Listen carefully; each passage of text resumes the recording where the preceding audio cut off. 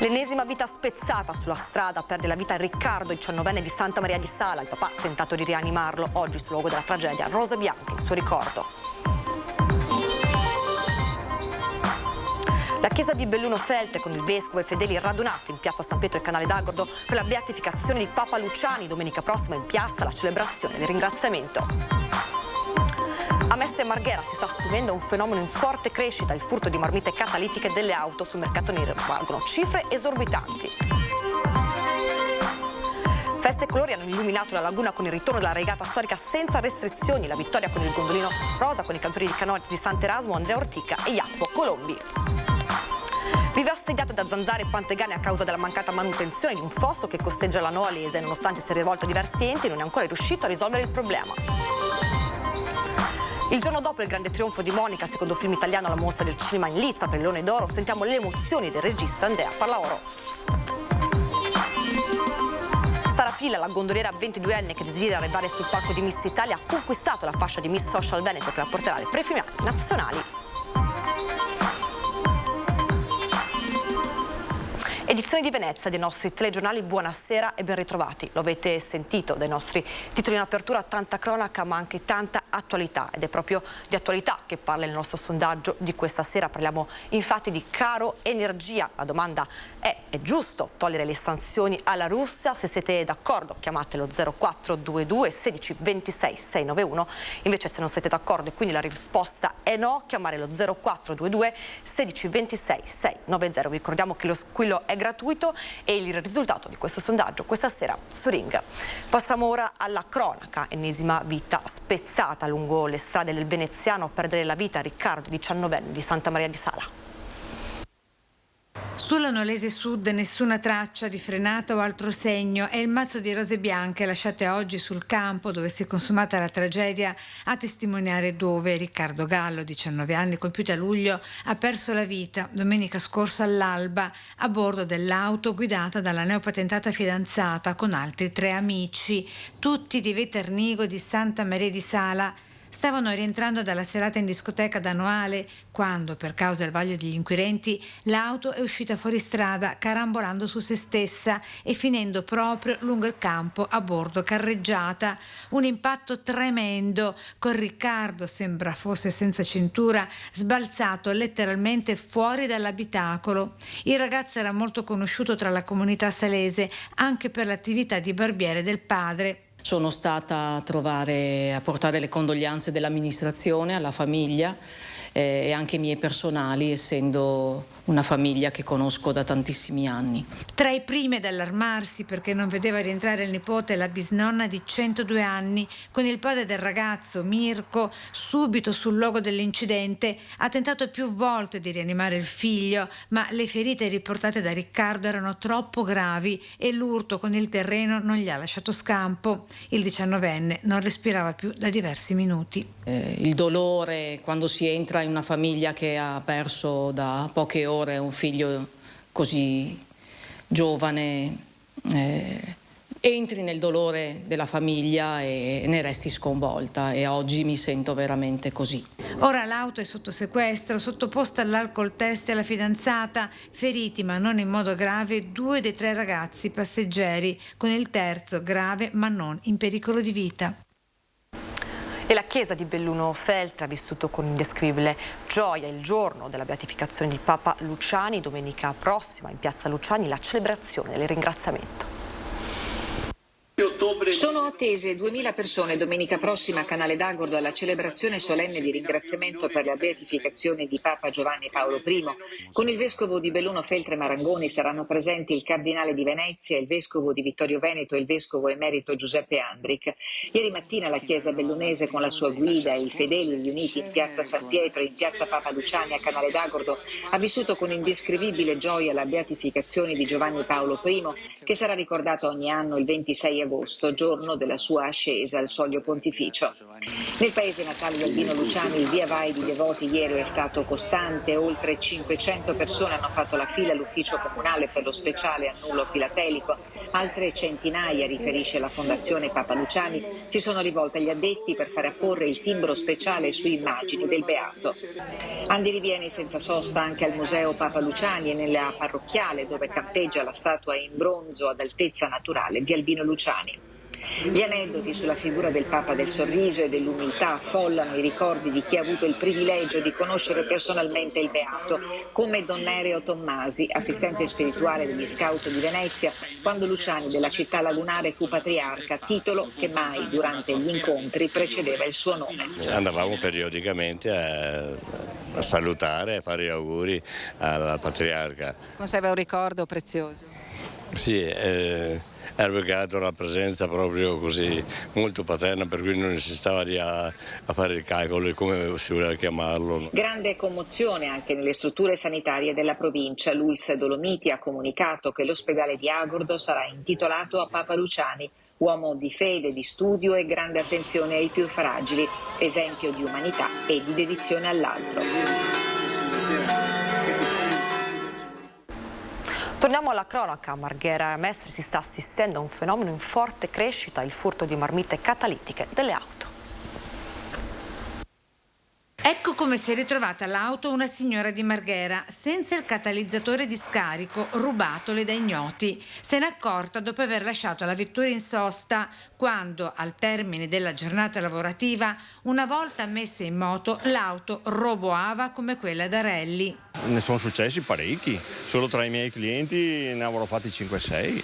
Qui a Marghera, al Vega, come nei parcheggi dei centri commerciali, racconta uno dei meccanici della zona, nel corso di quest'estate 2022 si è assistito a un vero e proprio boom di furti di marmitte catalitiche. In pieno giorno, probabilmente aspettano che ci sia poca gente e vanno sotto con la mola a disco di quelle a batteria, 2 secondi e fanno il lavoro. Ma perché prendere il catalizzatore di un'auto, diciamo, datata?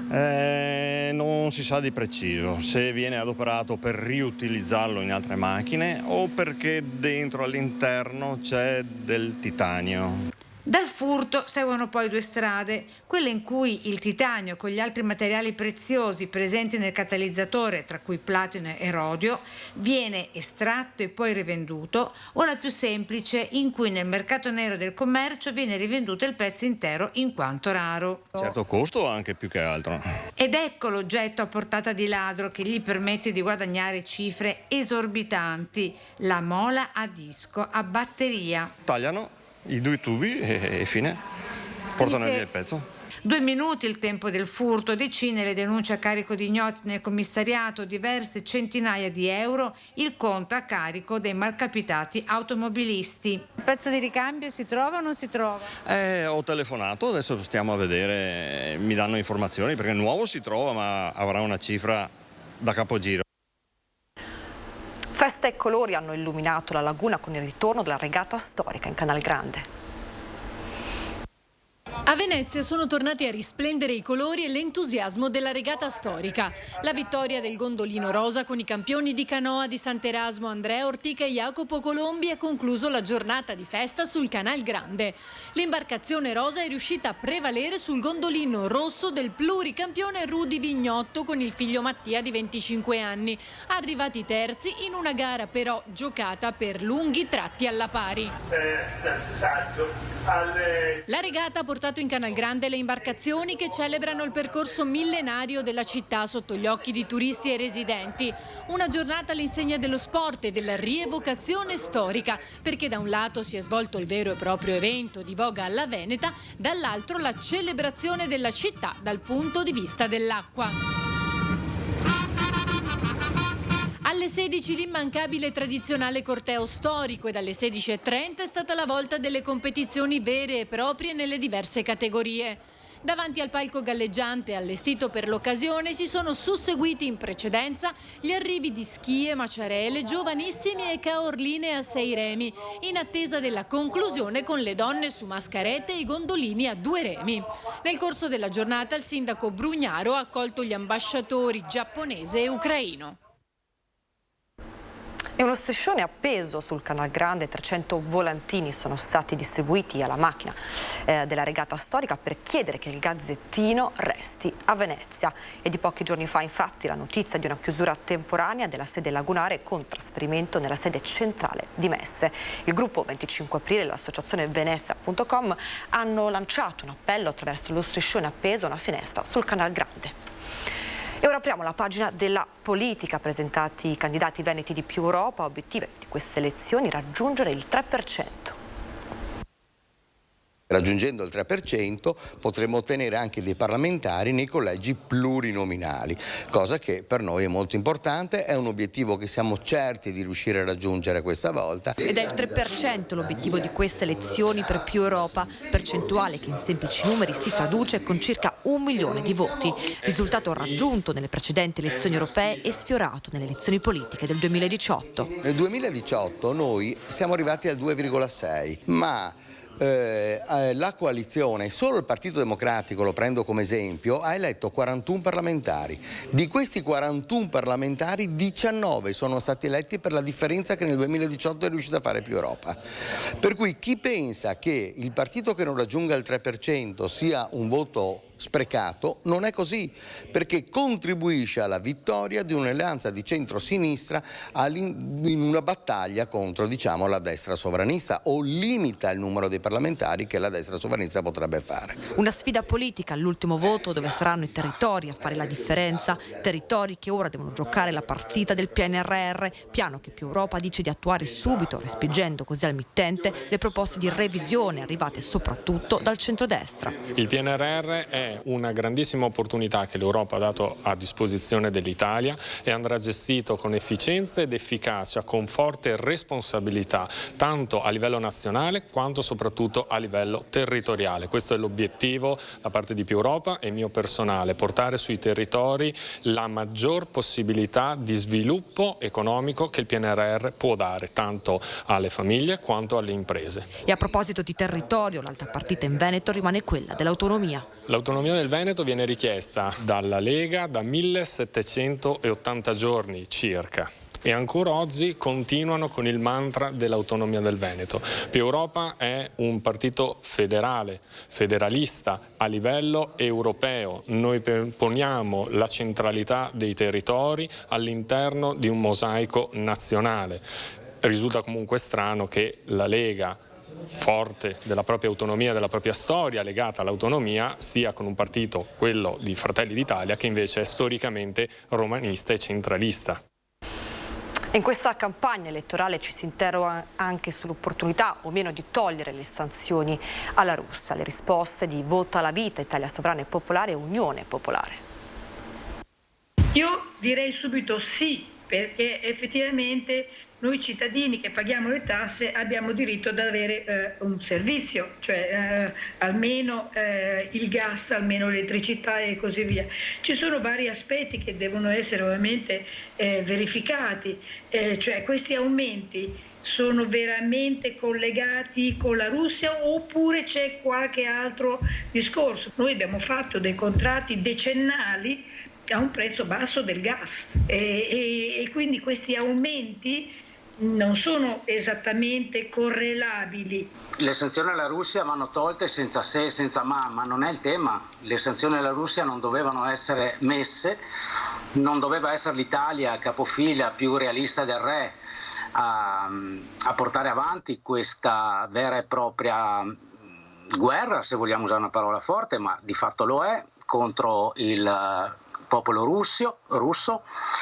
E il fenomeno bollette viene strumentalizzato, è un'ennesima emergenza, un'ennesima paura che è funzionale ancora una volta a sedimentare delle politiche folli di decostruzione del nostro tessuto sociale. Il vero problema non sono le sanzioni, ma il vero problema è la guerra. chi ha fomentato questa guerra, e l'Italia è stata sempre in prima fila, lo ha fatto irresponsabilmente, perché comunque c'è un problema innanzitutto sociale, che la guerra va a scapito sempre di tutti i popoli, degli invasi e degli invasori, ed è combattuta dalle elite economiche che ne traggono addirittura guadagno. Quello che pensiamo noi è che non ci sia stata una forte azione diplomatica, che l'Italia avrebbe dovuto mettersi in prima fila in una fortissima azione diplomatica, e che il dibattito invece è stato filo atlantista fin dall'inizio, e ha rifiutato fin dall'inizio la complessità. Ci spostiamo ora a Noale. Vive assediato da zanzare e pantegane a causa di una mancata manutenzione di un fosso. Da là in fondo a dove che comincia il comune di Noale, qui c'è sempre acqua, pantegane o ratti, come volete dire, a rotta di collo, zanzare non si sa quante. Dino Frasson è costretto a vivere sotto assedio. Tra acqua stagnante e verde libero di crescere rigoglioso, la mancata manutenzione del fossato in questo tratto della Noalese ha generato le condizioni ideali per il prosperare di quel genere di fauna che non fa piacere avere sotto casa. Il signor Dino, per risolvere il problema, deve confrontarsi con diversi enti. Perché dal cartello di Noale a di qua è tutto sotto Veneto Strade. Veneto Strade non posso tagliare né erba e né pulire perché prendo la multa, perché è suo. Dal cartello in là è il comune di Noale. Allora, nel comune di Noale sono riuscito a far pulire un po' il fosso e hanno ripulito, però non hanno liberato, come si può dire, l'angolo di scarico dell'acqua, perché in questa parte c'è solo acqua. L'acqua nel fossato risulta al momento di origine misteriosa e così, dopo Veneto Strade e il comune di Noale, Dino si è dovuto confrontare anche con l'acquedotto. Secondo loro qua non ci sono perdite. Io le ho detto gentilmente, ho detto guarda, se c'è una perdita di 1 litro in una settimana non la vedete, se la seconda settimana sono 3 litri non la vedete, se dopo un mese ci sono 50 litri non la vedete, perché se la perdita va aumentando non si vede, ma siccome è anni e anni che sono così, non so che santi chiamare. Apriamo ora la grande pagina del cinema di Venezia. Il giorno dopo il grande trionfo in Sala Grande di Monica, abbiamo raccolto le emozioni del suo regista Andrea Pallaoro. 12 minuti ininterrotti di applausi del pubblico. È questa la prima colonna sonora del trionfo per Andrea Pallaoro, regista del secondo film italiano in concorso in lizza per il Leone d'Oro a Venezia, Monica. 15 minuti di applausi. Grazie. Se li aspettava? È stata un'emozione incredibile, assolutamente inaspettata. Infatti ha commosso tutti noi, il cast incluso. Come è nata l'idea di questo film? Da un desiderio mio personale di esplorare le dinamiche, le complessità e le conseguenze dell'abbandono non solo come abbandono fisico o essere abbandonati fisicamente, ma anche come non essere accettati, non essere riconosciuti per ciò che si è, perché credo che queste siano delle tematiche che hanno delle conseguenze importanti sul comportamento di tutti noi. Nel film Monica torna a casa per la prima volta dopo una lunga assenza, ritrovando sua madre e il resto della famiglia, da cui si era allontanata già da adolescente, e intraprende un percorso nel suo dolore e nelle sue paure. Il ritratto intimo di una donna che esplora i temi universali dell'abbandono e dell'accettazione, del ricatto e del perdono. Venezia è un festival a cui tengo tantissimo, è un festival con il quale ho un rapporto molto profondo, adoro la mostra, adoro questa città, adoro il mio paese, l'Italia. È il festival dove le mie 2 opere precedenti hanno avuto il loro debutto e quindi è un grandissimo onore, oltre che è un'emozione, essere qui in concorso. Dopo questo film, Pallaoro ha già altri progetti in serbo. Uno di questi progetti è proprio la parte finale della trilogia che è iniziata con il mio film precedente, Anna, e che continua con questo, Monica, e che continua questa esplorazione. E la cantante Elodie, dopo il successo al Festival di Sanremo, fa il suo esordio come attrice nel mondo del cinema. Esordisci al cinema a Venezia, niente male come esordio. È stata incredibile, la vita certe volte è più sorprendente della fantasia. Ti aspettavi un'accoglienza così? Fa sempre piacere essere accolti con tanto calore. No, ma io non mi faccio troppe domande, così puoi sempre essere sorpreso, come dicevo prima. E come mai ti è venuta questa idea? In realtà è stata un'idea di Pippo, che è un pazzo, un folle, e mi ha mandato il copione. Io ho risposto con la stessa follia, mi sembra la cosa più giusta. Ho letto il copione, ho letto la sceneggiatura, il personaggio di Marilena era talmente incredibilmente sfaccettato che mi è sembrata veramente un'occasione incredibile per fare qualcosa per me, per raccontare una storia importante. È terapeutico? Sicuramente terapeutico, sì. Io spesso, anche da cantante interpretando, spesso non racconto quello che sono veramente io, ma interpreto un personaggio. Invece in questo... questa è l'unica cosa che posso dire che si sposa con il mestiere dell'attrice. Per tutto il resto, anche solo le tempistiche, queste attese nella musica. Un saluto a tutti i telespettatori e le telespettatrici di Antenna Musica 3. Grazie. E continua la scalata verso Miss Italia di Sara Pilla, la giovane gondoliera veneziana. Sara Pilla, la gondoliera 22enne che desidera arrivare sul palco di Miss Italia, ha conquistato la fascia di Miss Social Veneto che la porterà dritta dritta alle prefinali nazionali. Che felicità, che onore, sono veramente grata a Miss Italia per questa opportunità che mi è stata data di rappresentare la mia città, Venezia, e unendo anche due delle mie passioni, ovvero la voga e la musica. Durante la proclamazione ero alle stelle, ho provato un sacco di emozioni.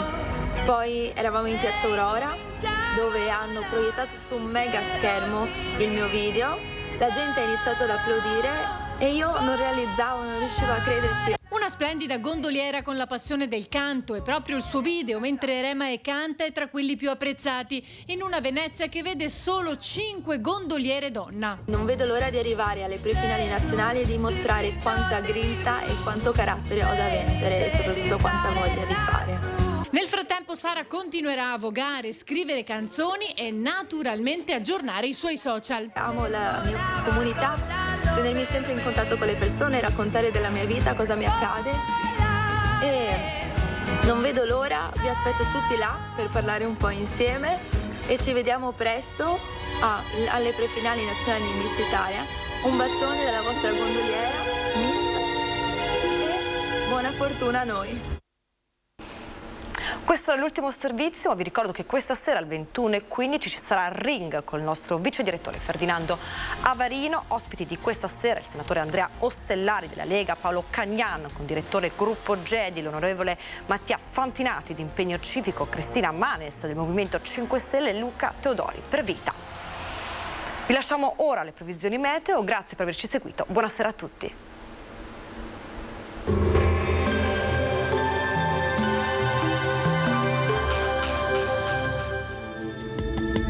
Bentrovati al meteo. Alta pressione sul nostro territorio, dunque bel tempo, ma dura poco perché da metà settimana arrivano nuove piogge. Intanto il dettaglio di martedì 6 settembre. Sul Veneto sarà soleggiato con cielo in genere sereno o velato. Precipitazioni assenti. Nel pomeriggio però aumenterà la probabilità di qualche acquazzone limitato alle zone montane. Temperature stazionarie e gradevoli, minime tra 15 e 22 gradi, massime invece comprese tra i 27 e i 31 gradi all'incirca. Spostiamoci ora sul Friuli Venezia Giulia, su pianura e costa cielo in prevalenza sereno, sui monti qualche nuvola al mattino, più variabile nel pomeriggio con occasionali rovesci. Temperature minime sui 18-22 gradi, massime intorno ai 27-31 gradi. Infine diamo uno sguardo alla situazione del Trentino Alto Adige, dove sarà per lo più soleggiato, quantomeno nelle ore centrali. A seguire potrebbero verificarsi isolati temporali. Temperature minime intorno ai 16-18 gradi, massime sui 30-32 all'incirca. Dal meteo di Antenna 3 per ora è tutto, grazie per l'attenzione, arrivederci.